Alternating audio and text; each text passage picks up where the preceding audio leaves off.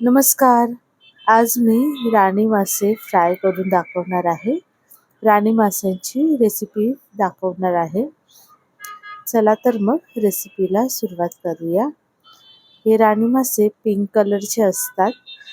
यावर भरपूर खवले असतात, म्हणून मी मावशीकडूनच साफ करून घेतले आहेत. त्यांना अशी चिरा पाडून घ्यायच्या आणि स्वच्छ धुवून घ्यायचे. या माशांमध्ये बांगड्यामध्ये असतो तसाच काटा असतो, पण काटे थोडेसे कडक असतात. आता या माशांवर मी राणी माशांवर लिंबू लावून घेते. तुम्ही हवं असेल तर कोकम आगळही घालू शकता. यावर सर्वीकडे लिंबू लावून घेतल्यावर आपण यावर मीठ घालून घ्यायचे चवीप्रमाणे. असे थोडेसे मोठे मोठे आहेत, त्यामुळे मीठ मसाला थोडासा असा व्यवस्थित लावायचा, म्हणजे माशांना आपल्या छान चव लागते. आता यावरती हळद लावून घ्यायची आणि माझ्याकडे जो घरगुती मसाला आहे तोच मी वापरला आहे. जर तुमच्याकडे घरगुती मसाले नसेल तर तुम्ही यावरती धने पावडर, हळद, गरम मसाला आणि लाल मिरची पावडर असं घालू शकता. यामध्ये मी आलं लसूण पेस्ट वापरली नाही आहे, कारण आलं लसूण पेस्टनी माशांची थोडी टेस्ट चेंज होते. म्हणजे सर्वच माशांना मी हे लावत नाही, कारण माशाची आपली एक वेगळीच चव असते, म्हणून मी जास्त मसाले वापरत नाही. तुम्ही असे नक्की बनवून पहा. खूप छान चविष्ट असा राणी मासा फ्राय लागतो. आता मसाले थोडेसे भरपूर जास्तच लावायचे. सर्व माशांना मसाले छान लावून त्याला आपण अर्धा तास मॅरिनेशनसाठी ठेवून द्यायचे. बघा सगळीकडे छान असा मसाला लागला आहे. तर तुम्हाला वेळ नसेल तर तुम्ही 10 ते 15 मिनिटांमध्ये सुद्धा बनवू शकता. आता हे पहा, मी सर्व असे मॅरिनेशन केलेलं थोडंसं झाकून ठेवते अर्धा तास. अर्धा तासानंतर बारीक रवा घ्यायचा.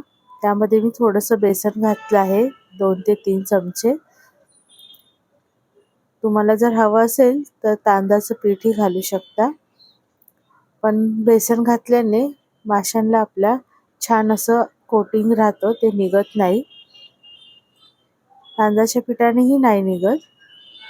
आता तव्यामध्ये तेल जास्तही घ्यायचं नाही, मी कमी तेलामध्येच हे तळणार आहे.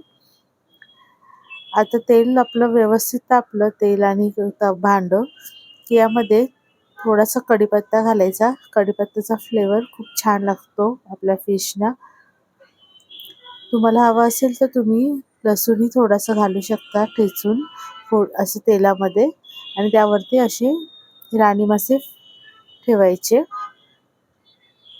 आणि थोडंसं आणखी बाजूनी तेल सोडून घ्यायचंय. खूप जास्त तेल नाही घेणार आहे मी.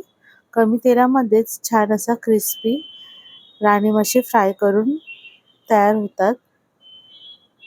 आता हे आपण मीडियम गॅसवरती 3 ते 4 मिनिटे ठेवले. त्यानंतर पुन्हा झाकण काढून चेक करायचे, पलटी करून घ्यायचे. झाकण यासाठी ठेवलं होतं कारण हे मासे खूप असे मोठे मोठे होते राणी मासे, ते व्यवस्थित शिजण्यासाठी मी यावरती झाकण ठेवलं होतं. तर दुसऱ्या बाजूनेही झाकण ठेवून घ्यायचंय. तेलची आवश्यकता लागली तरच तेल घाला, नाहीतर घालू नका. आता आपण पलटी करून घेऊया. दुसऱ्या बाजूनेही मी 3 ते 4 मिनिटे ठेवलं होतं. गॅस आपला मध्यम ते कमीच ठेवायचा आहे. तसं दोन्ही बाजूंनी आता झाकण न ठेवता 1-1 मिनिटं पलटी करून घ्यायची. आपल्याला दोन्हीकडून फ्राय करून घ्यायचे, म्हणजे आपले फिश एकदम छान क्रिस्पी फ्राय होतात. हे पहा कसा आवाज येतोय. छान असे क्रिस्पी झालेत आणि वरचं आवरणही त्याचं निघालं नाहीये. कोटिंगही तसंच राहिलं आहे सर्व. अतिशय चविष्ट असा हा राणी मासा तयार झाला आहे. रेसिपी पूर्ण पाहिल्याबद्दल तुमचे सर्वांचे धन्यवाद.